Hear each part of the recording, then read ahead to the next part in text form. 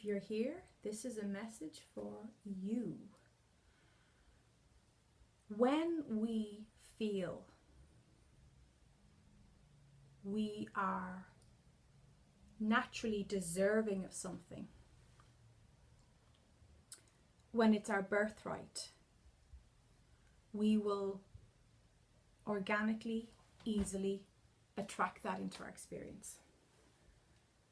If you're having trouble attracting, manifesting, experiencing something that you really, really desire, it's usually because there's something in your energy that's saying, no, no, no, I can't have this. I don't deserve this. Or I have to work for this. There's usually a negative, limited belief behind the energetic pattern that's blocking what you want to happen. So your work is like shadow work,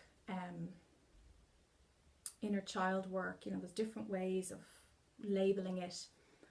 Basically, your spiritual work, your soul work is to go into your feelings, go into that limited belief and feel it out and have a look at it. See what it's all about. You don't have to go way back into childhood about it. You can if you want. If you feel excited about doing that, by all means do it. But what I'm saying is you don't have to. It doesn't have to be this big, thick, arduous task, okay? But haven't you noticed, the evidence of this is all around us. Haven't you noticed that people who have a sense of inner confidence, who, maybe from the time they're very young, their parents instilled a sense of entitlement into them, that they just naturally attract really good opportunities and really good things and very rich experiences and relationships and friendships, because they expect it. They have a sense of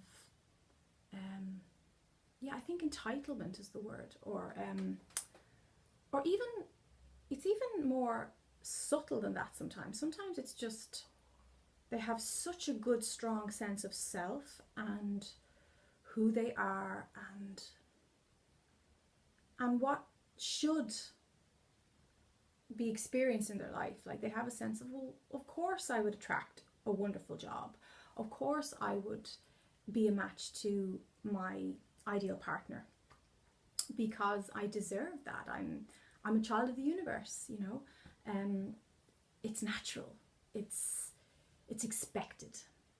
And that's something that I'm really going to work on in 2017. And I have noticed that in my life, when I got to a place where I had this beautiful, grateful, appreciative sense of expectancy about anything, it would just gently tumble into my life very, very naturally.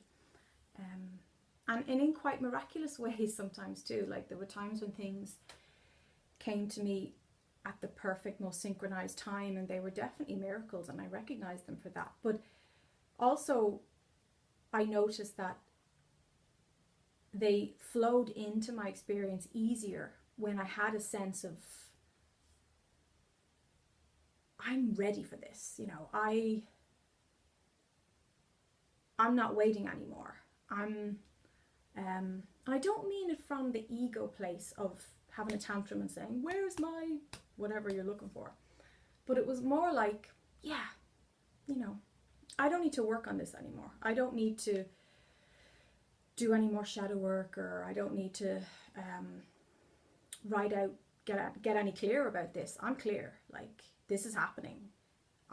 My basket is empty, and I have my basket held out there to the universe, and I'm ready for you to pour your contents into it. When I had that sense of this is happening, that's when things really, really move fast. And not only move fast, but it's like the universe said, we will reward your self-love. We will reward your sense of trust in us. Here you go. That's what I felt. And I remember actually what's springing to mind now is a time when I was moving. I wanted to move. I was living in a house on the sea, but it was time to leave that house. It had ran its course. And I had been viewing places and I didn't find anything that was right at the right price or the right location or whatever. But I remember my cousin contacted me and said, "Oh, I'm in your neck of the woods. Would you like to meet me?" And I said, "She would like to meet me on Monday." And I said, "I can't." And she said, "Why?" I said, "Because I'm moving." And she said, "Oh, where are you moving?" I said, "I don't know, but I'm moving." And she was like, "You're moving, but you know where to go." Okay. My family know how quirky I am. So I was like, "Yeah, I don't know where I'm going, but I'm moving." And I wasn't saying that to be funny or facetious or cocky or anything like that. It was just this, something clicked in me, something clicked in my energy that said, yeah, I'm so ready to go, like overripe for this move, and I am moving next week. And while I sent that message to her, I packed up all my things, packed up all my boxes, got everything ready. Everything was ready to go. Within 2 days, I was moving, and I did move, and it was a very successful move. So that's what I'm talking about. That's a really, really helpful tool, and I'm going to definitely use that more this year and from now on. Just having a sense of, yeah, I deserve it. I've every right to have this. My goodness is intrinsic. And I'm kind of cautious with the word deserving because it can bring up a lot of stuff for people. But I like birthright because it doesn't suggest you've had to earn it. Deserving suggests you've had to do something to earn it, where birthright is you were born and you exist and you're a child of the universe. So it's natural for you. And it is natural for you. So whatever you feel that you're deserving, whatever you feel, oh, there's that word deserving, be careful with that. Whatever you feel that you're desiring, that you're really, really, your heart is really hoping to experience in 2017, try that tool of, even with pen to paper, writing down, I have this now, I'm ready, it has to be in your energy. That's what I'm talking about. We'll take the example of a woman who wants a baby. If you blow your dream, your desire, blow it out proportion to you, you make it this, like, just say, I've seen this actually with some people, and the baby one is just a really good example to explain what I'm talking about. So if you really want to have a baby and you've blown this up to be this big, beautiful, romantic, out of reach dream, if you're like, oh God, could that ever happen to me?